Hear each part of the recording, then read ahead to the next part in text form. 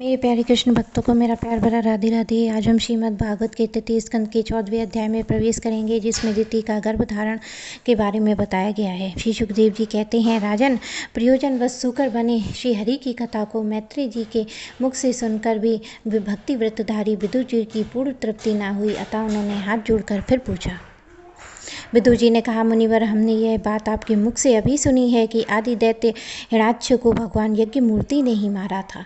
ब्राह्मण जिस समय भगवान की लीला से ही अपनी डाँड़ों पर रखकर पृथ्वी को जल में से निकाल रहे थे, उस समय उसने दैत्यराज हिरण्याक्ष की मुठभेड़ किस कारण हुई? श्री मैत्रेय जी ने कहा, विदुर जी, तुम्हारा प्रश्न बड़ा ही सुंदर है, क्योंकि तुम श्री हरि की अवतार कथा के विषय में ही पूछ रहे हो, जो मनुष्य के मृत्युपाश का छेदन करने वाली है। देखो, उत्तानपाद का पुत्र ध्रुव बालकपन में ही श्री नारद जी की सुनाई हुई हरि कथा के प्रभाव से मृत्यु के सिर पर पैर रखकर भगवान के परम पद को आरूढ़ हो गया। पूर्व काल में एक बार इसी 12 भगवान और हिरण्याक्ष के युद्ध के विषय में देवताओं के प्रश्न करने पर देवदेव श्री ब्रह्मा जी ने उन्हें यह इतिहास सुनाया था। उसी की परंपरा से मैंने सुना है। विदुर जी, एक बार दक्ष की पुत्री दिति ने पुत्रवती की इच्छा से कामातुर होकर सायंकाल के समय अपने पति मारीच नंदन कश्यप जी से प्रार्थना की। उस समय कश्यप जी खीर की आहुतियों से अग्नि जी भगवान यज्ञपति की आराधना कर रहे थे और सूर्यास्त का समय जान अग्निशाला में ध्यानस्थ होकर बैठे थे। दिति ने कहा, विद्वान मतवाला हाथी जैसे केले के वृक्ष को मसल डालता है, उसी प्रकार ये प्रसिद्ध धनुर्धर कामदेव मुझ अबला पर जोर जताकर आपके लिए मुझे बेचैन कर रहा है।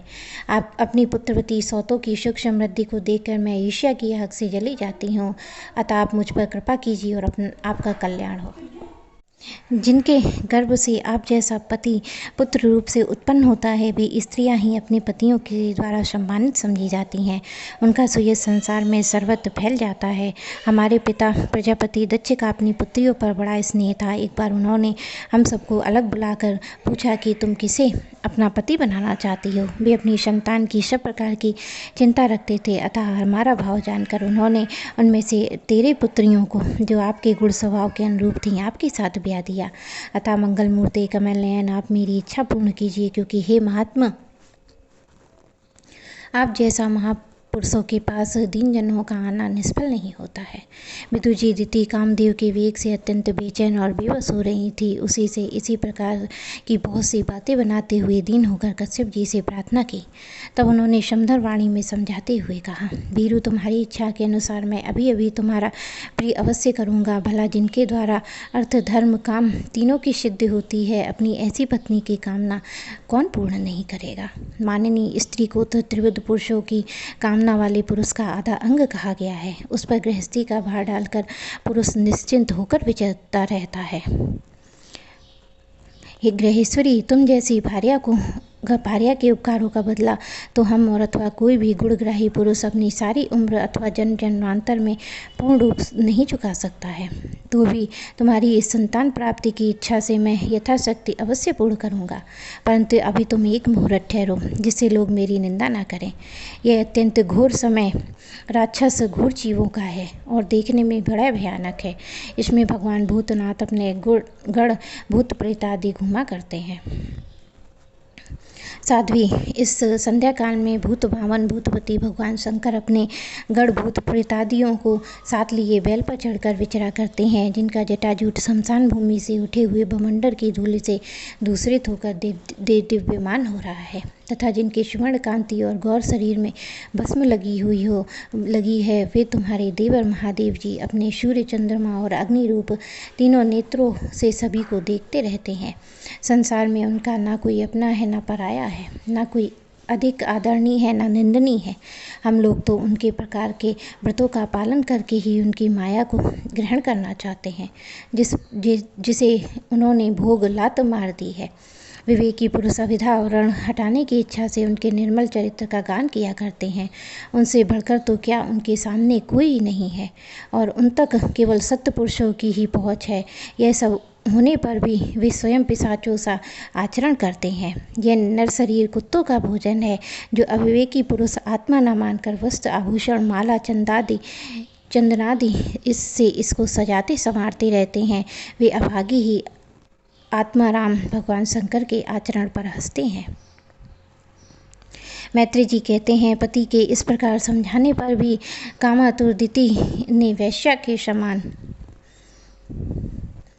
निर्लज्ज होकर ब्रह्म ऋषि कश्यप जी का वस्त्र पकड़ लिया। तब कश्यप जी ने उस निंदित कर्म में अपनी भार्या का बहुत आग्रह देख देव को नमस्कार किया और एकांत में उसके साथ समागम किया।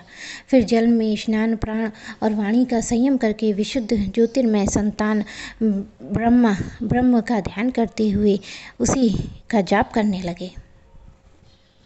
विदुर जी दिति को भी उस निंदित कर्म के लिए बड़ी लज्जा आई और वह ब्रह्म ऋषि के पास जा सिर नीचा करके इस प्रकार कहने लगी। दिति बोली, ब्राह्मण भगवान रुद्र के भूतों के स्वामी हैं। मैंने उनका अपराध किया है, किंतु वे भूत श्रेष्ठ मेरे इस गर्भ को नष्ट न करें।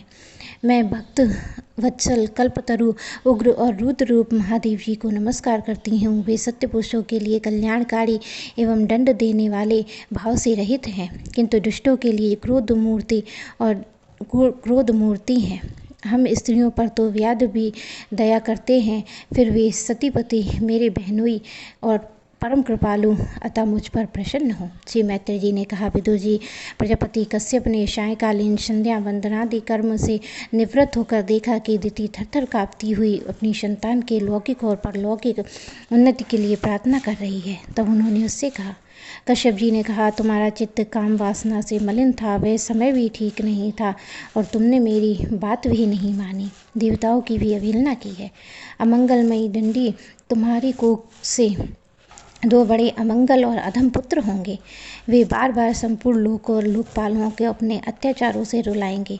जब उनके हाथ से बहुत से निरपराध और दीन प्राणी मारे जाने लगेंगे तो स्त्रियों पर अत्याचार होने लगेंगे और महात्माओं को क्षुब्ध किया जाने लगेगा। उस समय संपूर्ण लोकों की रक्षा करने वाले श्री जगदीश्वर कुपित होकर अवतार लेंगे। इंद्र जैसे पर्वतों का दमन करता है, उसी प्रकार उनका वध करेंगे। दिति ने कहा, प्रभु, ये मैं भी चाहती हूँ कि मेरे पुत्रों का वध तो साक्षात भगवान चक्रपणि के हाथ से हो, कुपित ब्राह्मणों के श्राप से ना हो। जो जीव ब्राह्मणों के श्राप से दग्ध और प्राणियों को भय देने वाला होता है, वे किसी भी योनि में जाए उस पर नार के जीव भी दया नहीं करते हैं। कश्यप जी ने कहा, देवी, तुम अपने किए हुए पर शोक और पश्चाताप प्रकट किया है। तुम्हें शीघ्र ही उचित अनुचित का विचार भी हो गया। भगवान विष्णु, शिव और मेरे प्रति भी तुम्हारा बड़ा आदर जान पड़ता है, इसलिए तुम्हारे एक पुत्र के 4 पुत्रों में से एक ऐसा होगा जिसे सत्य पुरुष भी मान करेंगे, जिसकी पवित्र यश को भक्तजन भगवान के गुणों के साथ गाएंगे। जिस प्रकार घोटे सोने को बार बार तपाकर शुद्ध किया जाता है, उसी प्रकार साधु जन उसके स्वभाव का अनुकरण करने के लिए निर्वैरता आदि उपायों से अपने अंतकरण को शुद्ध करेंगे।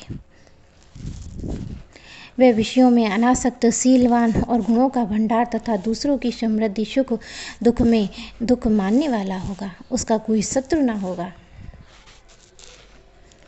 तथा चंद्रमा जैसे ग्रीष्म ऋतु के ताप को हर लेता है, वैसे ही वह इस संसार के शोक को शांत करने वाला होगा। जो इस संसार में बाहर भीतर सब ओर से विराजमान है, अपने भक्तों की इच्छा अनुसार समय समय पर मंगल विग्रह प्रकट करते हुए और लक्ष्मी रूप लावण्य मूर्ति लालना की शोभा बढ़ाने वाले हैं, जिनका मुखमंडल झिलमिलाते हुए कुंडलों से सुशोभित है, उन परम पवित्र कमल नयन श्री हरि का तुम्हारे पात्र का प्रत्यक्ष दर्शन होगा। श्री मैत्री जी कहते हैं, विदुर जी, दिति ने जब यह सब सुना कि मेरा पौत्र भगवान का भक्त होगा, तब उन्हें बड़ा आनंद हुआ और यह जानकर कि मेरे पुत्र साक्षात श्री हरि के हाथ से मारे जाएंगे, उससे और भी अधिक उत्साह हुआ।